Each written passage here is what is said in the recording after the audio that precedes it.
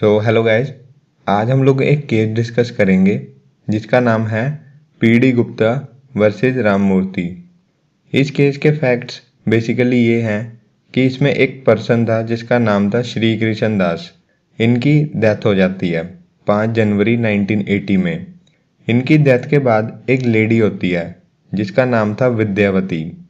अब ये जो लेडी थी विद्यावती, ये क्लेम करती हैं कि मैं किशन दास की सिस्टर हूँ और किशन दास की जितनी भी प्रॉपर्टी है वो मुझे दे दी जाए क्योंकि मैं उसकी लीगल हायर हूँ। लेकिन ये लेडी विद्यावती जो क्लेम कर रही थी उस पर भी राममूर्ति एंड अदर्स ने केस कर दिया। राममूर्ति का कहना था कि ये लेडी गलत कह रही है और वो कहता है कि हम भी किशन दास की प्रॉपर्टी के हिस्सेदार हैं। अब आगे क्या होता है कि कोर्ट में केस चलता रहता है। डिस्ट्रिक्ट कोर्ट से ये केस हाई कोर्ट चला जाता है। तो जो ये लेडी थी विद्यावती, इसका एक एडवोकेट था जिसका नाम था पीडी गुप्ता। इस एडवोकेट ने क्या किया कि इस केस में जिस प्रॉपर्टी पर डिस्प्यूट चल रहा था, इसने उसी प्रॉपर्टी का ग्राउंड फ्लोर खरीद लिया, जबकि केस अभी कोर्ट में पेंडिंग था। और ये बात पता चल गई राममूर्ति को।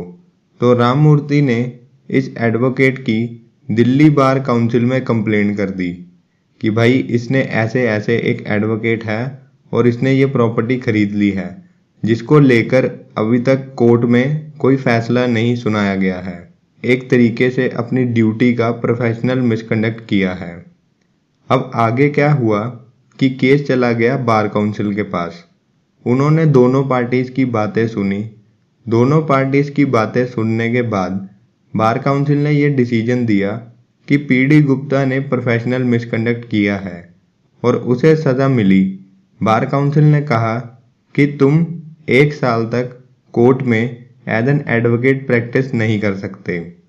अब आगे क्या हुआ, जब ये डिसीजन आया तो पीडी गुप्ता ने बार काउंसिल के डिसीजन के खिलाफ सुप्रीम कोर्ट में अपील फाइल कर दी और उसमें इसने ये कहा कि प्रोफेशनल मिसकंडक्ट के बारे में एडवोकेट का क्लाइंट या उसके लीगल हायर मिसकंडक्ट की कंप्लेंट नहीं कर सकते। और पीडी गुप्ता ने ये भी कहा कि अगर कोई ऐसी कंप्लेंट करता भी है तो उसकी कंप्लेंट पर बार काउंसिल का इंक्वायरी करना भी गलत है। अब सारी बातें सुनने समझने के बाद सुप्रीम कोर्ट ने कहा कि कोई भी पर्सन एडवोकेट के मिसकंडक्ट की कंप्लेंट कर सकता है और बार काउंसिल कंप्लेंट के आने पर इंक्वायरी भी कर सकती है, क्योंकि एडवोकेट का कंडक्ट चेक करना ही बार काउंसिल का काम है। और एंड में सुप्रीम कोर्ट ने पीडी गुप्ता की अपील को डिसमिस कर दिया और कहा कि इस केस में बार काउंसिल की दी हुई सज़ा एकदम सही है और पीडी गुप्ता ने प्रोफेशनल मिसकंडक्ट किया है और वो उसके लिए गिल्टी हैं। ये था पूरा case PD Gupta versus Ramamurthy का। आई होप आपको ये केस समझ आया होगा। वीडियो देखने के लिए थैंक यू।